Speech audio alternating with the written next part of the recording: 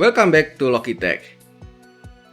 Q3 2021 is almost end, but we see the GPU price still quite high.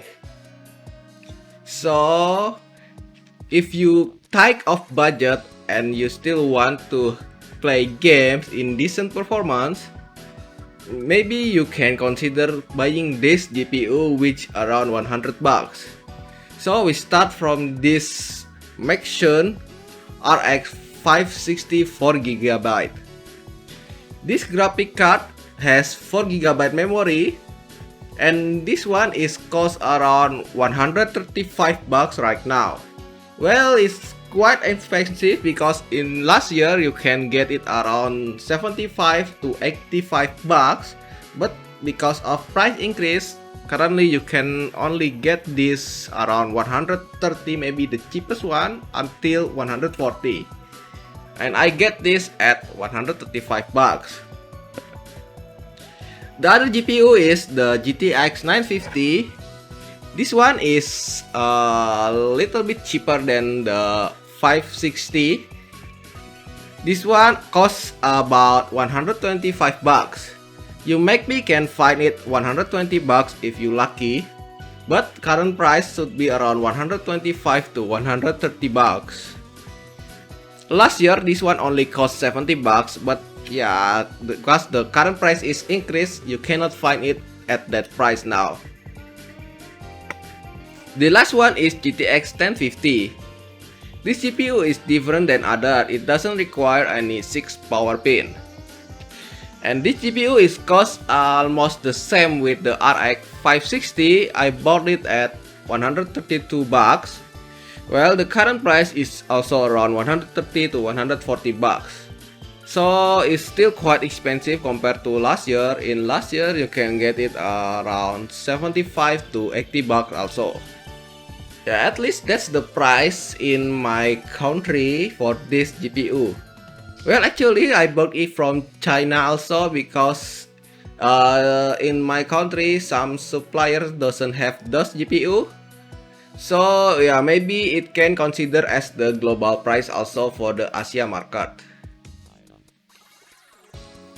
So if you have around 100 bucks, maybe you can only buying this used GPU instead of you going to buy the new GT 1030, which still lower performance than GTX 750 Ti. The Maxon RX 560 I get is RX 560D, which having slower memory speed and less stream processor. You can see the RX 560 has 1024 stream processor, while 560D only 896. I see in the benchmark result from other that 560D is about 10% slower than RX 560. However, some manufacturer did not mention the model of RX 560 that they sell. They just sell RX 560 with 896 stream processor without mention that it's actually RX 560D. So if you buy RX 560 used, it will hard to tell that you getting the full RX 560 or RX 560D. You just gamble whether you get full performance or 10% cut. Okay, let's just get to the gaming test now. The first game, we have Forza Horizon 4 at 1080p low setting. All GPUs run well above 60 FPS average in this setting. However, even at low setting, this game consumes about 2.5GB VRAM, and you might think 2GB is not enough. GTX 950 is about 3% slower than RX 560D, and the 1% low is 15% slower. It could be due VRAM bottleneck.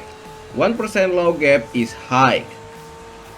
However, looking at GTX 1050, it's about 10.6% faster than RX 560D, with 1% low is almost 4% slower. When looking at the game, 1% low is unnoticeable at all.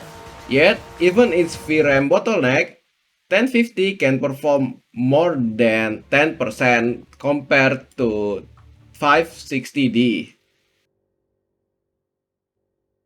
The next game is World War Z at 1080p medium setting. In full can setting, this game consumes about 2.8GB of VRAM. There are some issues with 2GB VRAM GPU if running this game at full can since it's storing shader cache on VRAM.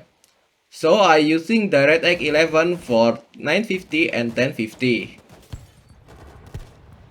GTX 950 is about 6% slower with 1% low is about 9% slower than RX 560D, while comparing with 1050, 560D 4GB is probably at the same performance with error margin. Next game we have Gears 5 at low setting 1080p. Even at low setting, this game consumes 3.2GB of VRAM, and 2GB GPU might be struggle. However, the result says different. GTX 950 is massive 27% faster than RX 560D with 18% faster in 1% low. And GTX 1050 is more than 50% faster in average and 50% faster in 1% low compared to RX 560D. Yet, both of these cards only has 2GB of VRAM, which we can see the game consume more than 3GB in actual. Next game we have Genshin Impact at 1080p higher setting. At high setting, we can see it consume about 2.5GB in total. This game capped at 60fps, so it holding back the GTX 1050 maximum performance. GTX 950 is about 24% better compared to RX 560D in average, but it has 16.7% slower in 1% low. In here, we cannot see maximum performance of 1050, but yeah, this is the result. 1050 is about 40% faster than RX 560D even though the game capped at 60fps. This card can run 60 most of the time, but we can see it drop to 55fps in some scene. The last game is Horizon Zero Dawn 1080p favor performance. This game is VRAM hungry game. You cannot launch this game with 2GB VRAM GPU unless you set the setting manually to low setting 1080p in config file. You can see even at V4 performance preset, 4GB VRAM is already maxed out and could consume more than it.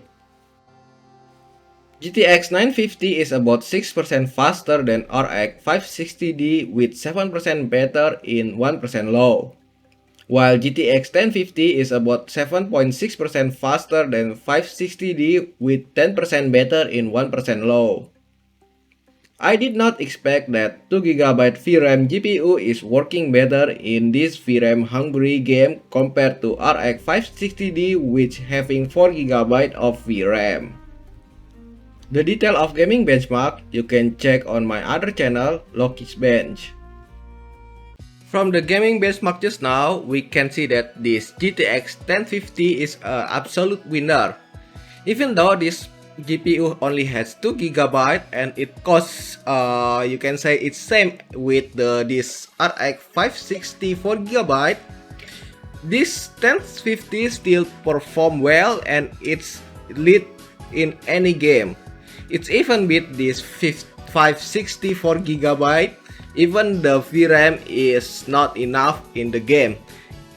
And you can see in this Horizon Zero Dawn, even though the game consumes 4GB of VRAM in the 560, this 2GB VRAM in 1050 still perform better than the RX 560.